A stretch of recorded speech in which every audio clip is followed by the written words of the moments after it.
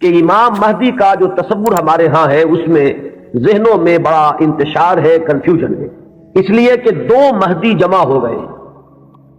ایک تصور مہدی کا وہ ہے جو اہل تشیع کے ہاں ہے، اور ایک تصور مہدی کا وہ ہے جو اہل سنت کے ہاں ہے۔ ان دونوں میں زمین و آسمان کا فرق ہے۔ صرف ایک لفظی اشتراک نے، ایک نام کے مشترک ہونے نے ذہنوں کے اندر بہت سے مغالطوں کا جال جو ہے وہ پھیلا دیا۔ اس کے لیے مجھے جو بنیادی فرق ہے اہل سنت میں اور اہل تشیع میں، اس میں سے ایک موضوع پر گفتگو کرنی ہوگی۔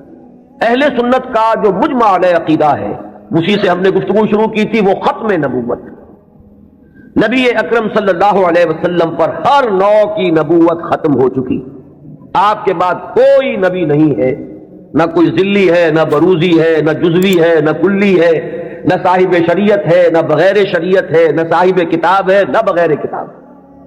نبوت کی بنیاد ہے وحی نبوت پر، اور وحی نبوت کا دروازہ بند ہو چکا، یہ کھڑکی ہمیشہ ہمیشہ کے لیے بند ہو۔ اسی ضمن میں نبوت کا خاصہ ہم مانتے ہیں عصمت، معصوم ہونے۔ معصومیت جو ہے یہ خاصہ نبوت ہے اہل سنت کے نزدیک۔ جب نبوت ختم ہوئی تو معصومیت بھی ختم۔ اب خطا کا امکان ہے، اجتہاد کا دروازہ ہے، کھلا ہے۔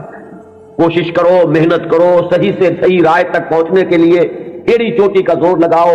کتاب و سنت کے جو محکمات ہیں، جو اس کی اساسات ہیں، اس سے استدلال کرتے ہوئے، استنباط کرتے ہوئے نتائج تک خود پہنچو۔ یہ اجتہاد ہے۔ اس اجتہاد میں جہاں ثواب کا امکان ہے، خطا کا بھی۔ ثواب یہاں سے والا ثواب نہیں، سواد والا ثواب، جس سے آپ بولتے ہیں صائب الرائے، وہ شخص کہ جس کی رائے صحیح ہوتی ہے۔ تو ثواب کا بھی امکان ہے کہ صحیح رائے تک انسان پہنچ جائے، اور خطا کا بھی احتمال ہے۔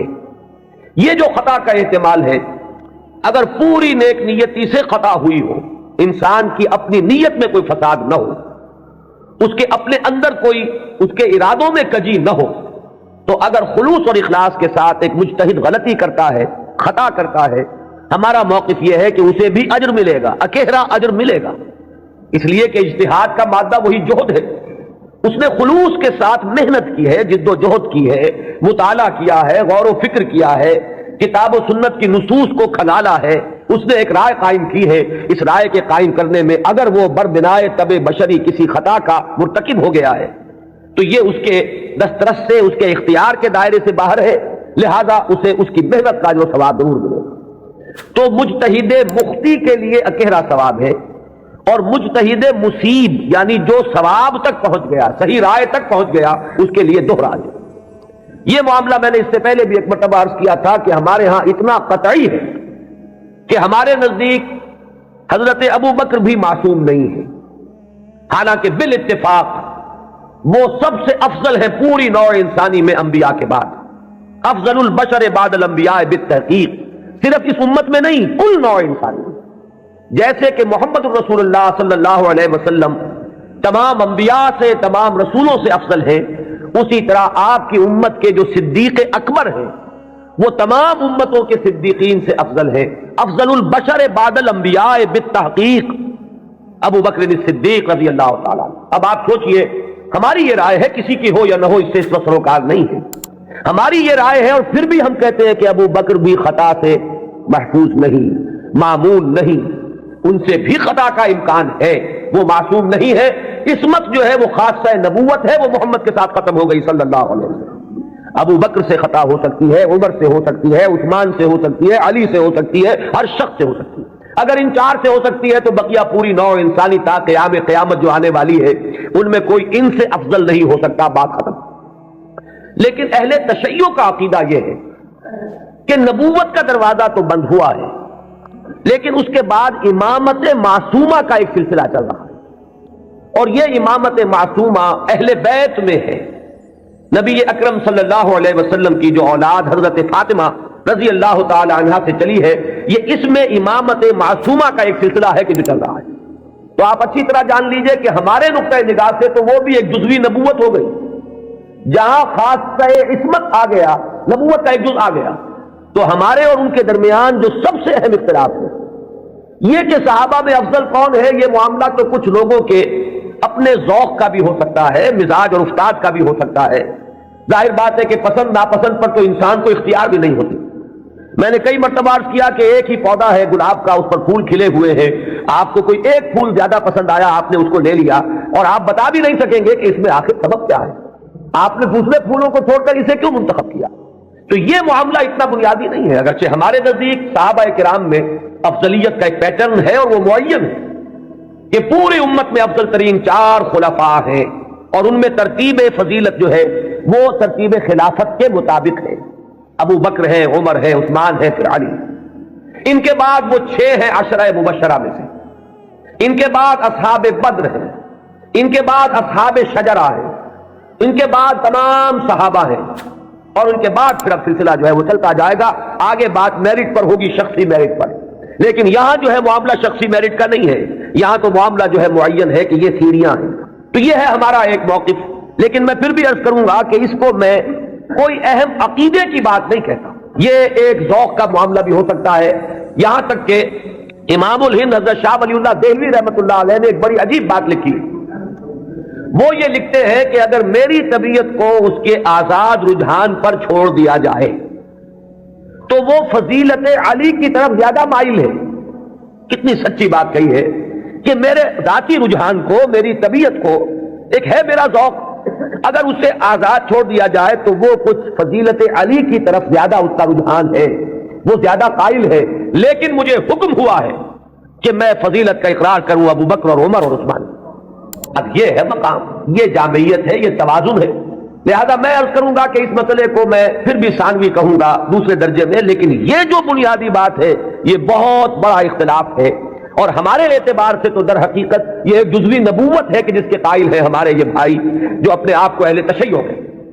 بہرحال ان کا بھی آگے سلسلہ، یہ عام معلومات کے لیے بھی بات ہے کہ ذہنوں میں رہنی چاہیے، ہمیں اکثر و بیشتر بڑی بنیادی باتیں بھی اپنی تاریخ کی معلوم نہیں۔ ہم چونکہ سنی ہیں، سنیوں کے اختلافات تو ہم خوب جانتے ہیں، لیکن یہ کہ اہل تشیع میں اختلاف آگے کیا ہوئے ہیں اکثر و بیشتر ہمارے علم میں نہیں ہے۔ ان کا جو یہ معصوم امامت کا سلسلہ ہے، حضرت علی، حضرت حسن، حضرت حسین، حضرت حسین کے صاحبزادے حضرت علی بن حسین جنہیں امام زین العابدین کے نام سے پکارا جاتا ہے، پھر ان کے بیٹے ہیں محمد باقر، ان کے بیٹے ہیں جعفر جن سے فقہ جعفری چل رہی ہے۔ یہ 6 امام تو ان کے ہاں متفق علیہ، ان میں تو یہ جو شاخ چلی ان میں کوئی اختلاف نہیں ہے کہ یہ سب کے نزدیک ان میں متفق علیہ ہے ان کی امامت، اور یہ سب امام معصوم شمار ہو گئے۔ لیکن 7ویں امام پر آ کر ان کے ہاں ایک تقسیم ہو گئی۔ بڑے بیٹے اسماعیل تھے تو ان سے ان کے ماننے والے اسماعیلی کہلائے۔ اختلاف ہوا کہ اب امامت جو ہے حضرت جعفر صادق کی اولاد میں سے کس کی طرف منتقل ہوئی، اختلاف ہو گیا۔ بڑے بیٹے کے ماننے والے یہ کہلائے اسماعیلی، اور چھوٹے بیٹے سے جو چلا وہ پھر مسئلہ وہی چل رہا ہے۔ ان کے پھر مزید 6 امام ہیں، جن میں سے 11ویں امام جو ہے ان کے بارے میں ایک تو تاریخ کی روایت یہ ہے کہ وہ لا ولد فوت ہو گئے، اور ایک روایت جو اہل تشیع کے ہاں ہے وہ یہ ہے کہ ایک بچہ ان کے ہاں ہوا تھا جس کو انہوں نے اخفاء سے کہیں بھیج دیا باہر، اندیشہ یہ تھا کہ حکومت وقت اس کو قتل نہ کرا دے۔ وہ ہیں ان کے تصور میں امام مہدی، وہ جن کو بچا لیا گیا تھا وہ کہیں کسی غار میں روپوش ہیں اور وہی ہیں، آخری زمانے کے قریب ان کا ظہور ہوگا، وہ زندہ ہیں، غار میں موجود ہیں، ان کا ظہور ہوگا، وہ امام المہدی ہے۔ اور ان کے آنے کے بعد پھر یہ مسلک بھی ظاہر بات ہے کہ اسلام ان کے نزدیک تو وہی ہے جسے وہ اسلام کہہ رہے ہیں، یعنی شیعت جسے ہم کہتے ہیں، اس مسلک کی بھی فتح ہوگی اور یہی اسلام جو ہے پھر پوری دنیا کے اوپر چھا جائے گا۔ انہیں قائم آل محمد بھی ان کے ہاں کہا جاتا ہے۔ تو یہ ہے تصور امامت کا اور امام مہدی کا شیعہ حضرات کے۔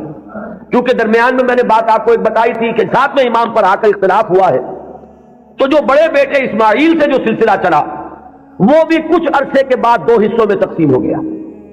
ان میں سے ایک حصہ ابھی چل رہا ہے کہ وہ امامت نسلاً بعد نسل چلی آ رہی ہے، وہ تو ہمارے ہاں کے یہ اسماعیلی ہیں۔ یہ اسماعیلی اس وقت تو ان کے امام ہیں، آغا خان تھے، آغا خان کے پوتے اب ان کے امام ہیں، اب کریم آغا خان، یہ ان کے نزدیک امام معصوم ہیں، ان سے کسی خطا کا امکان ہی نہیں۔ سر سلطان محمد خان جو آغا خان تھے ان کے تو یہ الفاظ بھی منقول ہوئے ہیں کہ جب میں شراب پیتا ہوں تو شراب جب میرے ہونٹوں کو مس کرتی ہے تو پاک ہو جاتی ہے۔ یعنی یہ امام معصوم تو وہ شے ہے کہ جس سے کوئی ناپاک چیز چھوئے گی تو پاک ہو جائے گی۔ جیسے وہ تصور ہے کہ ایک چیز، ایک پتھر کوئی ایسا بھی ہے کہ جس کو وہ چھو لے وہ سونا بن جاتا ہے، تو اسی طریقے سے یہ امامت معصومہ کیا ہے اس کا آپ تصور کیجئے۔ تو جو ایگزیکٹ لائن ہے امامت کی وہ تو در حقیقت ان کے ہاں ہے کہ وہ امامت معصومہ کا تصور جو ہے بغیر کسی سلسلے کے ٹوٹے ہوئے وہ چلا آ رہا ہے۔ ہمارے ہاں جن کو ہم آغا خانی کہتے ہیں، اسماعیلی کہتے ہیں، ان کے ہاں، ان کے ہاں دوسری شاخ وہ ہوئی تھی کہ اس میں بھی آگے چل کر امام غائب ہو گیا، وہ دوسرا امام ہے غائب۔ تو ایک امام غائب تو وہ ہے جنہیں امام المہدی کہا جاتا ہے، وہ ہمارے ہاں کے جو عام شیعہ حضرات ہیں جنہیں اثنا عشری شیعہ کہتے ہیں، یعنی 12 اماموں کے ماننے والے۔ ایک وہ جو شاخ اوپر والی ہے اس کو شش امامیہ کہتے ہیں، یعنی 6 اماموں تک تو متحد آئے، اس کے بعد 6 کے بعد 7ویں امام پر ایک شاخ نکل گئی، تو وہ شش امامیہ کہلاتے ہیں ان کے نزدیک، اور خود کو یہ کہتے ہیں اثنا عشری۔ لہذا کسی بھی شیعہ دوست سے اگر بات ہو، آپ شیعہ کہیں گے تو وہ کچھ برا مانے گا، چپ رہے، آپ سے احتجاج نہ کرے تو بات اور ہوگی، لیکن یہ کہ اگر آپ ان سے مہذب انداز میں سوال کرنا چاہیں تو آپ کا سوال یہ ہونا چاہیے کہ کیا آپ اثنا عشری ہیں؟ یہ لفظ وہ ہے جو خود اپنے لیے اختیار کرتے ہیں۔ لہذا وہ 12 اماموں والا سلسلہ کے 6 متفق علیہ، 5 بعد میں، اور جو 12ویں امام ہیں ان کے وہ عہد طفولیت ہی میں کہیں ان کو بھیج دیا گیا کہیں حفاظت کے ساتھ، اور وہ کسی غار میں ابھی ہے اور وہ وہیں سے ظہور کریں گے۔ لہذا یہ جو اصل شیعت ہے ان کا امام غائب ہے اور یہ اس کے انتظار میں ہے کہ وہ آئیں۔ ایک حالت منتظرہ جو ہے اس شیعت پر یہ چلی آ رہی ہے۔ اس میں یہ بھی بتا دوں، یہ بھی دلچسپی کی بات ہے کہ حال ہی میں ایک بہت بڑا انقلابی قدم اٹھایا ہے خمینی نے یہ فلسفہ پیش کیا اور اس کو قبول حاصل ہو گیا ایران میں کہ یہ جو ہم امام منتظر کے انتظار میں رہیں گے اور کچھ نہیں کریں گے تو یہ تو بہت غلط معاملہ ہے کہ آنے والا ہی آئے گا تو کچھ ہوگا، ہم تو کچھ کر نہیں سکتے۔ اس نے تو ہمارے اوپر تعطل طاری کر دیا ہے، ہم لوگ جو ہے بالکل ظالموں کے لیے اور غلط کار لوگوں کے لیے نرم چارہ بن گئے ہیں، جیسے چاہے وہ کریں، ہم تو ہاتھ نہیں پکڑ سکتے، اس لیے کہ ہم تو منتظر ہیں کہ کوئی آنے والا آئے گا تو صورت بدلے گی۔ تو انہوں نے فلسفہ پیش کیا کہ جب تک وہ امام غائب ظاہر نہیں ہوتے، نائب امام کی حیثیت سے کوئی شخص وہ تمام اختیارات ہاتھ میں لے سکتا ہے جو اصل میں امام کے۔ لہذا امام خمینی جو ہے اس وقت نائب امام ہے، وہ امام جو غائب ہیں ان کے نائب کی حیثیت سے وہ سارے اختیارات اور حقوق جو امام کے ہیں وہ اب امام خمینی کے پاس ہے، اور اپنے کانسٹیٹیوشن میں انہوں نے اس کو ایک خاص اصطلاح دی ہے، یہ ہے ولایت فقیہ، کہ یہ وہ شخصیت ہے کہ جو بھی حکومت کا ڈھانچہ نیچے بنے گا، کوئی صدر منتخب ہو، کوئی وزیر اعظم منتخب ہو، پارلیمنٹ ہو، یہ سارا ڈھانچہ چلتا رہے گا، لیکن اوپر تلوار لٹکی رہے گی ولایت فقیہ کی کہ جس کو جس وقت چاہے وہ برطرف کر دے۔ یہی وجہ ہے کہ وہ ابو الحسن بنی صدر جو ہے وہ پیرس میں بیٹھے ہوئے ہیں، حالانکہ بہت بڑی اکثریت سے اس وقت ہمیں یہی بتایا گیا تھا واللہ عالم کہ بڑی عظیم اکثریت سے وہ صدر منتخب ہوئے تھے، لیکن بہرحال یہ تو نیچے کا ڈھانچہ ہے، اصل میں تو اوپر ولایت فقیہ ہے، اس کا اعتماد حاصل رہے گا تو کوئی شخص رہے گا، ورنہ نہیں۔ میں یہاں نہ کوئی تنقید کرنا چاہتا ہوں نہ کسی اختلاف کا اظہار، آپ کو بتا رہا ہوں کہ بات سمجھ میں آئے کہ امام مہدی کا اصل کانسیپٹ کیا ہے۔ یہ لفظ زیادہ جو ہے معروف جو در حقیقت اس شیعہ نظریے کے تحت ہے۔ ابھی میں آپ کو بتاؤں گا کہ ہمارے ہاں تو جو روایات کسی قدر پائے کی ہے، کوئی ان کی حیثیت ہے، وہاں مہدی کا لفظ ہے ہی نہیں، کہیں بھی نہیں۔ اس اعتبار سے معاملہ بڑا مختلف ہے۔ کچھ خبریں ہیں ہمارے ہاں، وہ میں بھی عرض کروں گا، لیکن امام مہدی کی اصل شخصیت، ان کے بارے میں سارے تصورات، ان کا وہ مقام اور مرتبہ، یہ ساری چیزیں جو ہمارے ہاں عام ہیں، یہ در حقیقت ہماری نہیں بلکہ اہل تشیع کی، وہ ہے تصور شیعہ حضرات کا جو ہمارے ہاں عام ہو گیا ہے۔ اب آئیے جو ہمارا مسئلہ ہے اہل سنت کے ہاں، اس میں کوئی شک نہیں۔ میری 2 کتابیں پڑھ لیجئے اگر اللہ توفیق دے، ہمت دے، اسلام اور پاکستان، یہ سن 67-68 کی تحریریں میری ہیں۔ جینیسس آف پاکستان کیا تھا، how Pakistan came into existence. پھر یہ کہ میں نے استحکام پاکستان کے نام سے سن 85 کے اندر کتاب لکھی، یہ دونوں کتابیں پڑھی ہیں۔ پاکستان کا کوئی جواز نہیں اگر یہاں اسلام نہ آئے، اور واقعتاً ہم جواز کھو چکے ہیں، تو اللہ تعالیٰ ہمیں مہلت دے رہا ہے۔ لیکن اب یہ سمجھ لیجئے یہ اللہ تعالیٰ کی طرف سے ایک خاص مہلت ہے، اور شاید آخری مہلت ہے جو ہمیں مل رہی ہے۔ یہاں اسلامائزیشن نہ ہوا تو یہ ملک نہیں رہے گا۔ میں یہاں آپ کو ایک شعر سنا دوں، ہے تو ایک ایسی شخصیت کا جو کچھ کنٹروورشل بھی ہو گئی بعد میں، بدنام بھی ہو گئی. ایک زمانے میں جماعت اسلامی کے بڑے مخلص کارکن تھے وہ مولانا کوثر نیازی. انہوں نے ایک بڑا تلخ شعر کہا تھا، اسلام کو اگر تیری فضا راس نہ آئے، اے میرے وطن تجھ کو کوئی آگ لگائے. ہمیں اسلام چاہیے، اور اسلام نہیں آئے گا تو یہ ملک نہیں رہے گا. کوئی زرداری، کوئی نواز شریف اس ملک کی بقا کی ضمانت نہیں دے سکتا. اس کی بقا ہے اگر تو اسلامائزیشن ہے. 61 سال کی ہماری بے وفائی اللہ کے ساتھ کیے ہوئے وعدے کی، اس کا ایک عذاب ادنا ہم جھیل چکے ہیں. 71 یاد کی، سن 71 پاکستان 2 لخت، 94,000 مسلمان پاکستانی بھارت کی قید میں بھیڑوں بکریوں کی طرح ہانک کر لے جائے گئے، ٹرکوں میں بھر بھر کر، جیسے کہ ڈیرہ غازی خان سے بھیڑیں بکریاں آتی ہیں لاہور میں ذبح ہونے کے لیے. کنسنٹریشن کیمپس میں ہمارے ٹائیگر نامی جرنیل نے پیش کیا اپنا ریوالور. کتنے لوگ مارے گئے، کتنا فساد ہوا. مسلمان کے ہاتھوں مسلمانوں کا خون کتنا ہوا. یہ اللہ کا ایک خاص عذاب ہوتا ہے. میں نے وہ آیت آپ کو سنائی تھی، قل هو القادر على ان يبعث عليكم عذابا من فوقكم او من تحت ارجلكم. اے نبی سے کہہ دیجیے اللہ اس پر قدرت رکھتا ہے، جب چاہے تم پر کوئی عذاب اوپر سے بھیج دے، تمہاری زمین کے نیچے سے نکال دے. زلزلہ آیا تھا کہ نہیں؟ او یلبسکم شیعا، ایک تیسری شکل بھی ہے. نہ اللہ آسمان کو کوئی تکلیف دے، نہ زمین کو. زمین پھٹے گی تو آدمی جائے گا نا اندر، بلکہ تمہیں گروہوں میں تقسیم کر کے او یلبسکم شیعا فیذیق بعضکم بعض بعض، تو ایک دوسرے کی قوت کا ایک دوسرے کو مزہ چکھائے. تم خود ایک دوسرے کے گلے کاٹو. ہمیں کسی اور قوم کو تکلیف دینے کی ضرورت نہیں ہوگی. یہ کام ہمارے ساتھ ہو چکا ہے 1971 میں. بہرحال اب اس کے بعد بھی تاخیر تو ہماری جو کی تو ہے. اب ہم اس جگہ پر پہنچ گیا کہ شاید اب عذاب الاکبر آنے والا ہے. وہ آیت بھی میں نے شروع میں پڑھی تھی، وَلَنُذِيقَنَّهُم مِّنَ الْعَذَابِ الْأَدْنَىٰ دُونَ الْعَذَابِ الْأَكْبَرِ لَعَلَّهُمْ يَرْجِعُونَ. چھوٹا عذاب آیا سن 71 میں پاکستان. بہرحال مغربی پاکستان تو برقرار رہا، اس کا نام بھی پاکستان رہا. اب شاید بڑا عذاب آ رہا ہو، بلکنائزیشن جس کے نقشے جو ہیں دنیا میں شائع کیے جا چکے ہیں.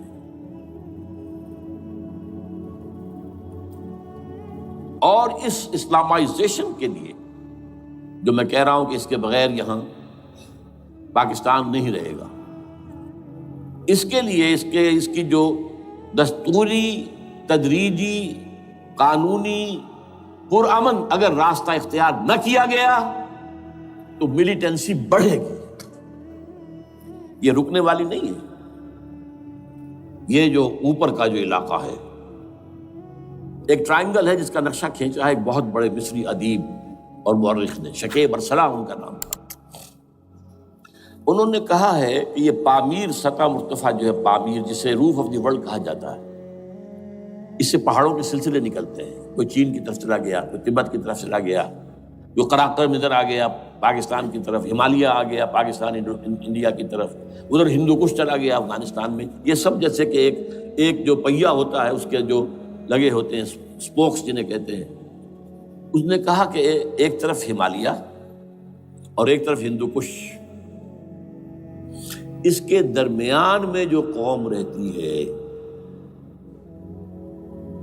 اب نوٹ کر لیجیے، یہ ہمالیہ کا اینڈ جو ہے مغربی، وہ کیا ہے؟ یہ نتیا گلی وغیرہ اسی کا حصہ ہے. اس کے بعد ختم، دریائے سندھ بہ رہا ہے، لیکن اوپر جا کر وہ ٹرن دیتا ہے رائٹ کو، تو پھر اب وہ قراقرم اور ہمالیہ کے درمیان جاتا ہے، یہاں تک کہ انڈیا سے جو اس کا داخلے کا راستہ آ جاتا ہے. لیکن یہ جو ہے یہ درمیانی راستہ، یہ اصل میں ہندو کش ادھر اور ہمالیہ ادھر، اس کے درمیان جو قوم آباد ہے. اور اس ٹرائنگل کا بیس ہے مالاکنڈ کا پہاڑ. مالاکنڈ، ہمالیہ، ہندو کش. اس ٹرائنگل میں جو قوم آباد ہے، شکیب ارسلان کہتا ہے اگر پوری دنیا میں اسلام کی نبضیں ڈوب جائیں تب بھی یہاں کے لوگوں میں اسلام کی نبض چلتی رہے گی. یہ وہ علاقہ ہے جہاں سے پاکستان کے طالبان کا آغاز ہوا، جہاں سے پرامن تحریک چلی تھی اس کا راستہ روک دیا گیا، اب وہ شدت پسندی پر آ گئے، اور یہ شدت پسندی بڑھے گی اگر آپ نے تشدد سے روکا، اگر امریکہ کے چمچے بنے رہے، اگر امریکی ایجنڈے ہی کو پورا کرتے رہے اور اپنے لوگوں کو مارتے رہے، تو جواب میں دریک چراغ حقیقت کو گل کیا تم نے تو موج دودھ سے صد آفتاب ابھریں گے۔ یہ آپ جو آ رہے ہیں، کہاں سے آ رہے ہیں آپ کے یہ خودکش حملہ آور؟ یہ وہی ان لوگوں کے رشتہ دار ہیں نا جو امریکی بمبارڈمنٹ میں مارے گئے ہیں، کتنے ہیں جن کے بچے ختم ہو گئے، بیٹے مر گئے۔ یہ جو ہمارے ہاں ایک کمانڈوز کے کیمپ کے اوپر جو حملہ ہوا تھا اور خودکش بمبار، جس سے کہ شاید 18-19 بہترین آپ کے کمانڈوز ختم ہوئے تھے، وہ کون تھا؟ وہ خود کمانڈو تھا، اندر کوئی اور تو جا ہی نہیں سکتا تھا، یہ کمانڈوز کا کیمپ تھا، اور اس کے میس میں لوگ کوئی جا سکے؟ وہ خود کمانڈو تھا۔ اس کی بیٹی لال مسجد کے اندر جلی تھی۔ اب آپ اندازہ کیجئے کہ اس کے دل میں جو کھول رہا تھا اس کا جذبہ، اس نے اس کو ٹھنڈا کیا خود جان دے کر۔ تو جان لیجیے، ادھر باجوڑ میں حملہ ہوا تھا، ادھر جو ہماری ملٹری پریڈ کے اوپر حملہ ہو گیا، تو یہ بات رکے گی نہیں۔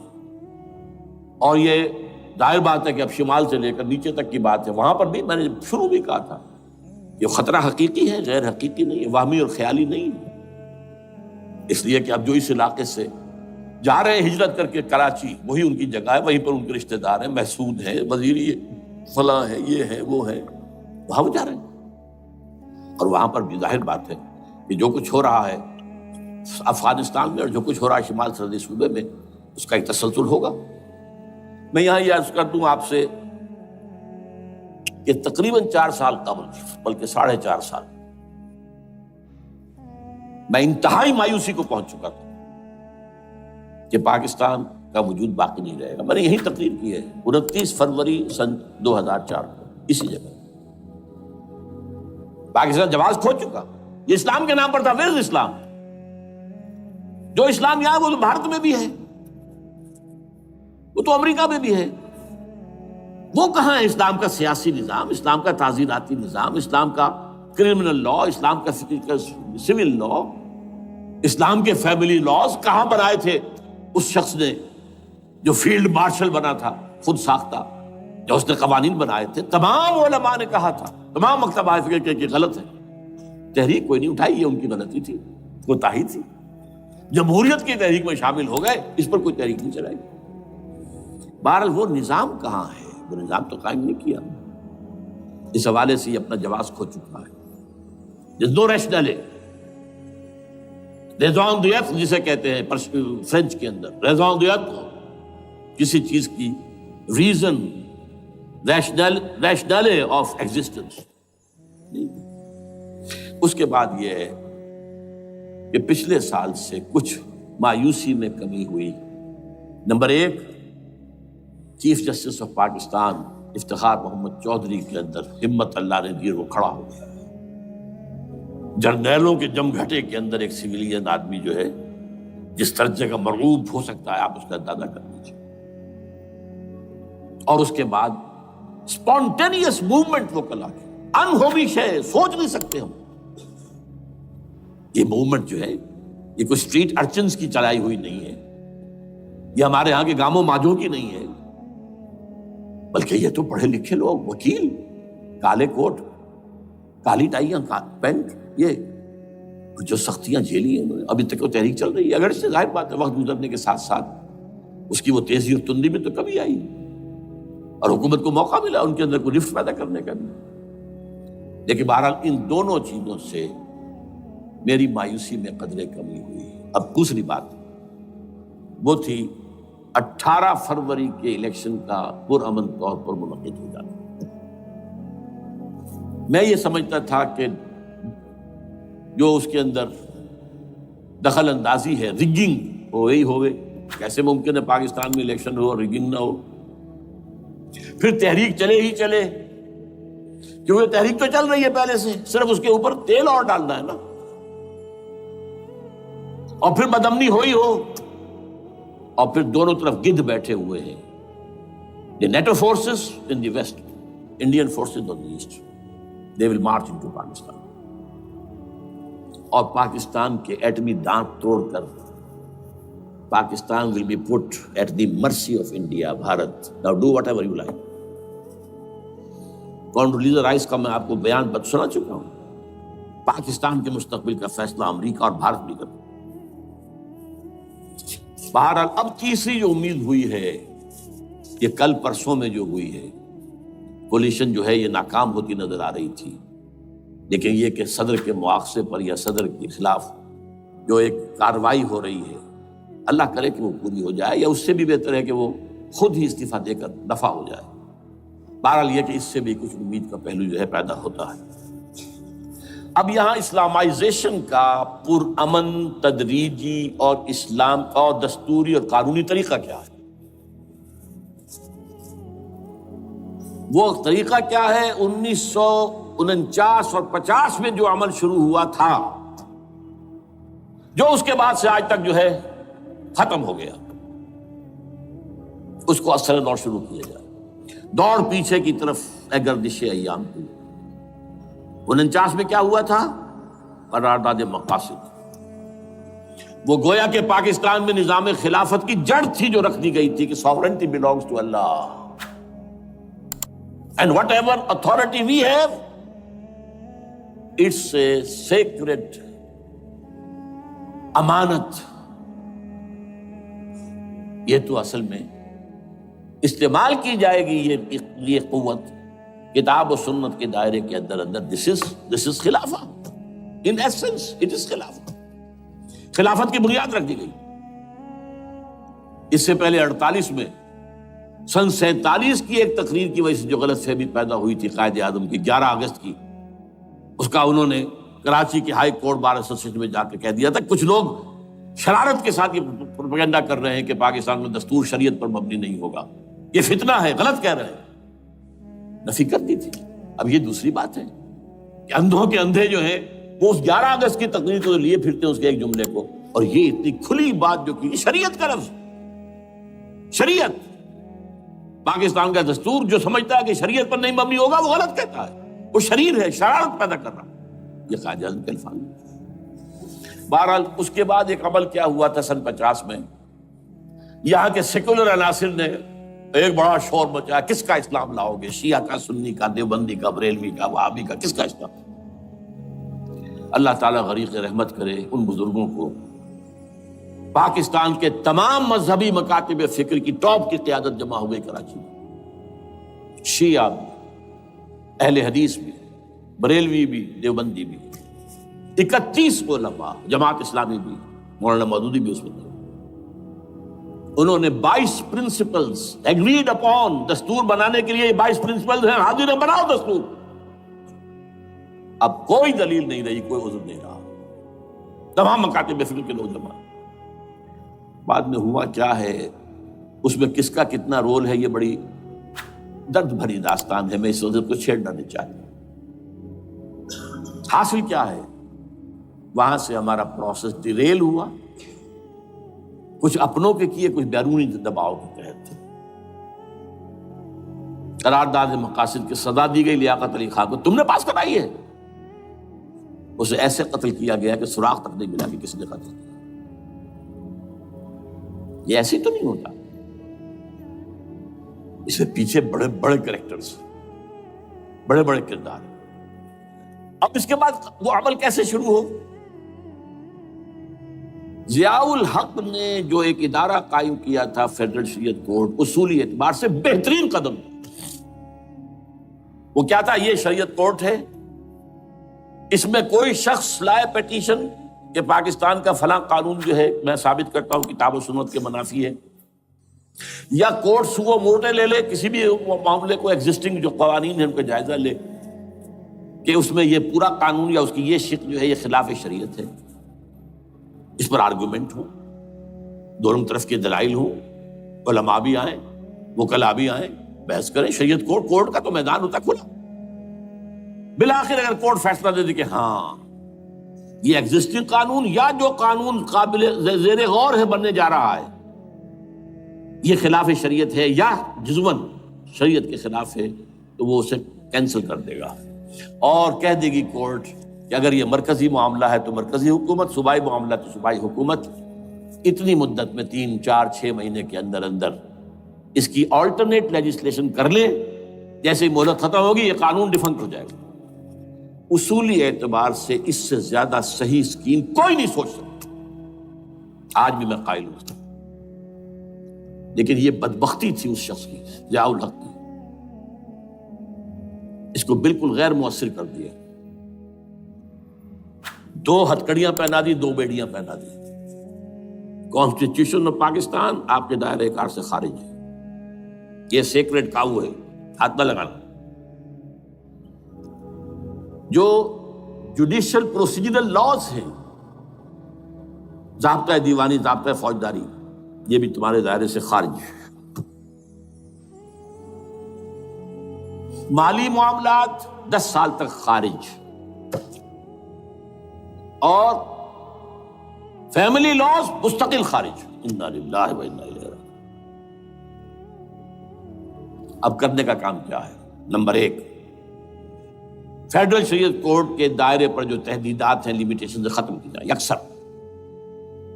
نمبر 2، اس کا سٹیٹس کم سے کم ہائی کورٹ کے درجے کا ہونا چاہیے۔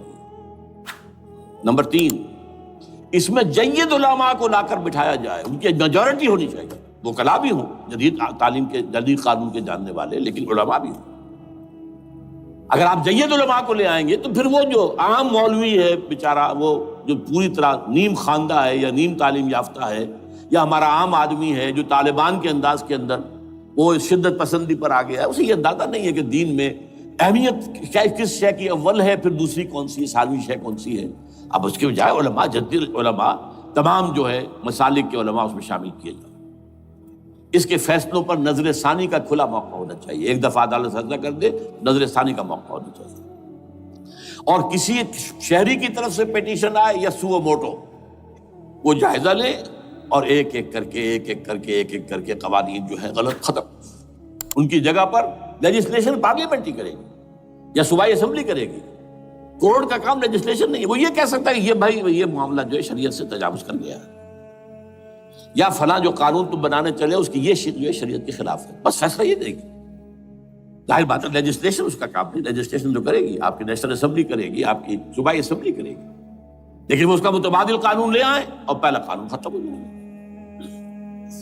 اچھا، اس عرصے کے دوران جو کونسل آف اسلامک آئیڈیالوجی پر ارب روپیہ خرچ ہوا ہے، اس کی رپورٹوں کے انبار لگ گئے، کسی ایک سفارش کو بھی آج تک پارلیمنٹ میں پیش نہیں کیا گیا، اور اس میں جید علماء رہے ہیں اور تمام مکاتب فکر کے علماء رہے ہیں۔ ان کی رپورٹوں کو رفتہ رفتہ پارلیمنٹ کے سامنے لایا جائے اور ان کے ذریعے سے نئی قانون سازی کی جائے۔ اگر آپ یہ قانونی دستوری راستہ کھول دیں گے اور تجدیداً اس طریقے سے Islamization of laws of Pakistan ہو جائے تو ظاہر بات ہے کہ پھر جو دہشت گرد ہیں، دہشت پسند ہیں، جن کو آپ خطرہ کہہ رہے ہیں، خطرہ، طالبان آنند، طالبان آ گئے، طالبان آ رہے ہیں، اب ڈرو اور بچو اور مقابلے کی تیاری کرو اور اسلحہ تیار کرو، اگر یہ کام کریں گے تو پھر ظاہر بات ہے کہ وہ تو فساد ہوگا، اور فساد کا نتیجہ کیا نکلے وہ اللہ ہی بہتر جانتا ہے۔ لیکن یہ پروسیس جو میں نے بیان کیا ہے، اگر اس پر عمل ہو جائے تو یہ وہ پروسیس ہے جسے جنرل حمید گل نے کہا تھا کہ اگر ایسا ہو جائے تو یہ سافٹ ریولوشن ہوگا، بغیر تشدد کے، بغیر کسی اور کے۔ اگر نیت ٹھیک ہے اور اگر یہ واقعی جیسے قائم علی شاہ نے سمجھ لیا ہے اور جیسے کہ ذوالفقار مرزا نے سمجھ لیا ہے، اسلامائزیشن، اگر اس کو سب سمجھ لے، زرداری بھی سمجھ لے اور نواز شریف بھی سمجھ لے اور سب سمجھ لے، تو ظاہر بات ہے کہ پھر کسی توڑ پھوڑ کے بغیر، کسی اور بدامنی کے بغیر، کسی تشدد کے بغیر اسلامائزیشن یہاں ہو جائے تو سب کے دل خوش ہو جائیں گے، اور یہ سارا جو بھی تشدد ہے، یہ دہشت گردی ہے، اس کے راستے بند ہو جائیں گے۔ اگر ایسا نہیں کرتے تو غیر تعلیم یافتہ یا نیم تعلیم یافتہ، جن کو کوئی پورا تصور نہیں ہے، نہ دنیا کے حالات کا علم ہے، نہ شریعت کے جو اصل مصادر اور منابع ہیں، اصل سورسز، ان تک رسائی ہے، بس کچھ چیزیں سن رکھی ہیں۔ یہ تو معلوم ہے انہیں کہ داڑھی رکھنی ہے، سنت ہے، لیکن یہ کہ یہ فرض تو نہیں ہے بھائی، پھر اس کی کوئی خاص مقدار تو معین نہیں ہے، یہ تو نہیں جانتے۔ ویڈیوز ہیں، آڈیوز ہیں، ان میں گانے ہیں، اس میں آپ کو معلوم ہے کہ عریانیت ہے، جو بھی ویڈیوز ہیں، اور وہ تو ان کو جلائیں گے ان کی دکانوں میں۔ آپ تعلیم دے رہے ہیں لڑکیوں کو، وہ جانتے ہیں جو تعلیم آپ دینا چاہتے ہیں، آپ تو ڈانس کی تعلیم کو بھی وہاں پر نافذ کر رہے ہیں، آپ نے تو تعلیم کا شعبہ ہی دے دیا اسماعیلیوں کے ہاتھ میں، لہذا ان کا تو رد عمل ہوگا، ہوئے۔ اس کا راستہ اگر روکنا ہے تو اس پروسیس سے جو میں نے بیان کر دیا ہے، جس کو میں بیان کر رہا ہوں نہ معلوم کب سے۔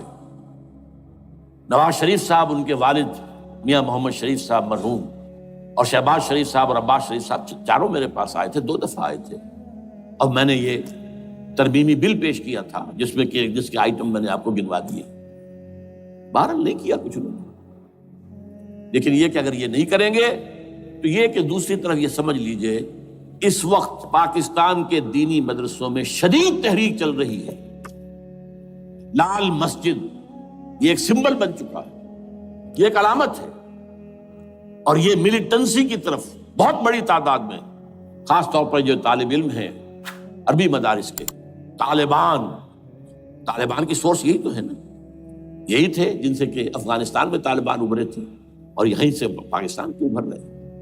ان کے اندر شدید لہر ہے، اور کوئی بہت بڑا فساد ہو گیا اگر خدا نہ خواستہ تو that will be the end of Pakistan. اس سے بچنا ہے تو وہ راستہ اختیار کریں جو میں نے بیان کر دیا ہے، جو میں سال سے بیان کر رہا ہوں۔ دستور کا ترمیمی بل بنا کر دیا ہے، اسے عام بھی کیا ہے۔ البتہ اس عرصے میں ظاہر بات ہے کہ ہم کیا کریں گے، ہمارا کوئی پروگرام کسی ملیٹنسی کی طرف جانے کا نہیں ہے، ہم اسے مفید نہیں سمجھتے بلکہ مضر سمجھتے، یہ کاؤنٹر پروڈکٹیو ہے۔ ہمارے سامنے پروگرام کیا ہے؟ سے نکاتی پروگرام، بڑے پیمانے پر دعوت ایمان بذریعہ قرآن، نمبر 1۔ میری تمام سرگزشت کھوئے ہوئوں کو جستجو، میری سرگزشت جو ہے 50 سال سے اسی میں ہے، قرآن کو پڑھنا، پڑھانا، سیکھنا، سکھانا، عام کرنا، اور الحمدللہ ایک بڑی ٹیم تیار کر دی ہے میں نے اللہ کے فضل سے، جو یہ کام کر رہی ہے۔ دعوت ایمان بذریعہ قرآن، اور جو ایمان واقعتاً لے آئیں، جس کا ثبوت ہوگا شریعت پر عمل، جس چیز پر عمل کیا جا سکتا اور نہیں کرتے تو آپ مجرم۔ ہاں ظاہر بات ہے اس سے ایک حصہ ایسا ہے جس پر ہم عمل نہیں کر سکتے جب تک کہ نظام نہ بدل جائے۔ چور کا ہاتھ میں نہیں کاٹ سکتا، آپ نہیں کاٹ سکتے، لیکن جتنے پر عمل ممکن ہے اس پر عمل۔ ایسے لوگوں کو آرگنائز کیا جائے، بیعت کا نظام، مسنون نظام، قرآن میں معصور، مسنون، منصوص، یہ سارا نظام اس کی بنیاد۔ ایک آدمی کا، وہ آدمی کہے کہ بڑھو تو بڑھو، وہ کہے کہ رک جاؤ تو رک جاؤ۔ نمبر 3، ان لوگوں کا تزکیہ، اور میں بتا چکا ہوں تزکیہ اور تربیت۔ تزکیہ کس بات کی؟ کوئی امنگ، کوئی ولولہ، کوئی مقصد، کوئی تمنا دل میں نہ رہے سوائے اللہ کی رضا کی۔ حکومت مطلوب نہ ہو، اقتدار مطلوب نہ ہو، مال و دولت مطلوب نہ ہو، اللہ کی رضا اور آخرت کی فلاح۔ ہر تمنا دل سے رخصت ہو گئی، حضرت مجذوب کا مصرع، اب تو آجا، اب تو خلوت ہو گئی، اے اللہ تو آجا میرے دل میں، میرے دل سے ہر تمنا نکل چکی ہے، خلوت ہے۔ اور تربیت کس کی؟ کہ تیاری ہو جائے اس بات کی کہ تن من دھن سب لگا دیں گے، جان بھی دے دیں گے جب موقع آئے۔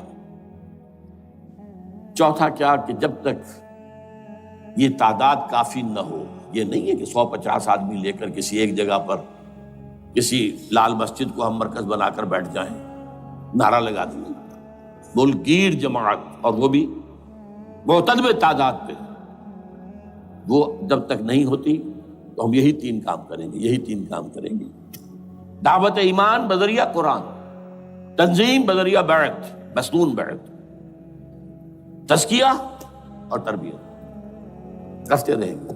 بانشہ درویشی در ساز دمادم زن، یہی کام کرتے رہو، نو ملیٹنسی، نو الیکشنز۔